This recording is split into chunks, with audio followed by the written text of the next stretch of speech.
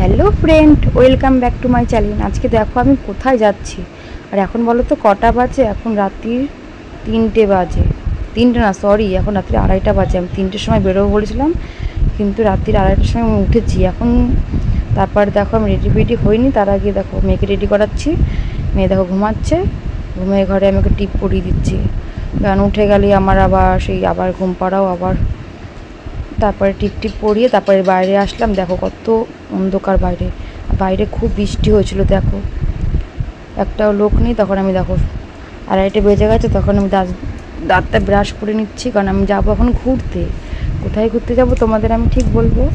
আমি যাব হচ্ছে, তারপর দেখো আমার বর, সেই ঝড় হয়েছিল না রাত্রিবেলা, বৃষ্টি হয়েছিল, লঙ্কা গাছটা ভেঙে গেছিলো বলে আবার ঠিকঠাক করে দিল। তারপরে দেখো মুখ টুক ধুয়ে আমি চলে আসলাম ঘরে এসে মুখটা পুছে নিচ্ছি। তারপরে পুজো টুচে নিয়ে আমি মোটামুটি রেডি হয়ে যাব।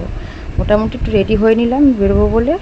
আমরা যাচ্ছি হচ্ছে বকখালি আর মৌসুমী দ্বীপে ঘুরতে। তারপর দেখো মেয়েকে জামা টামা পরিয়ে একদম রেডি করে দিয়েছি, কারণ ওকে ঘুমের ঘরে নিয়ে যাব, নাহলে ও কাঁদবে, আবার সে ঘুম পাড়াতে গেলে আমার দেরি হয়ে যাবে। তারপরে দেখো আমার লাগেজ টাগেজ সব গুছানো রেডি হয়ে গেছে, আমরা এখন ঘুরু করতে যাব। তারপর দেখো আমাদের গাড়িও চলে এসছে, দেখো গাড়িতে ব্যাগটাও গুছানো হয়ে গেছে।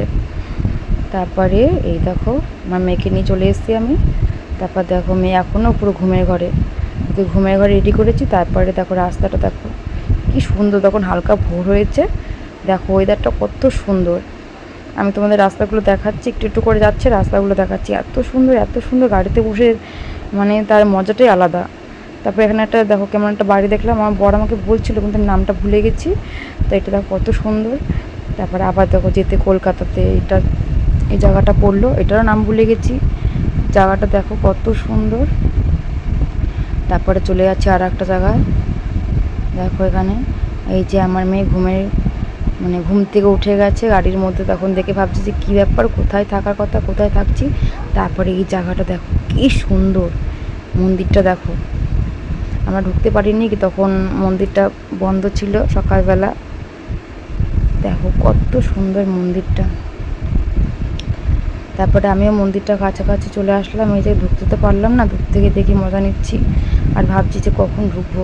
আসার সময় ঢুকবো, কিন্তু আসার সময় মন্দিরটা বন্ধ ছিল আর ঢুকতে পারিনি। তারপর দেখো মন খারাপ করে আবার চলে আসলাম।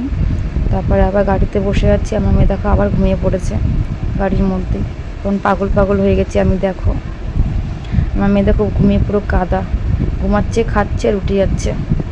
তারপরে দেখো একটা ওয়েদারটা দেখো, এত বৃষ্টি নামলো রাস্তাতে, কি বলবো। কতদিন টানা গরম পড়েছে, তারপর বৃষ্টিটার মজাটাই আলাদা। তারপরে আমি রুমে যে এসে গেছি, তখন বৃষ্টি পড়ছিল বলে ভিডিওটা দেখাতে পারিনি, রুমের বাইরেটা দেখাতে পারিনি। তারপর দেখো যে মেয়েকে রুমের মধ্যে বসিয়ে খাওয়াচ্ছি, রেডি করছি যে যাবো স্নান করতে।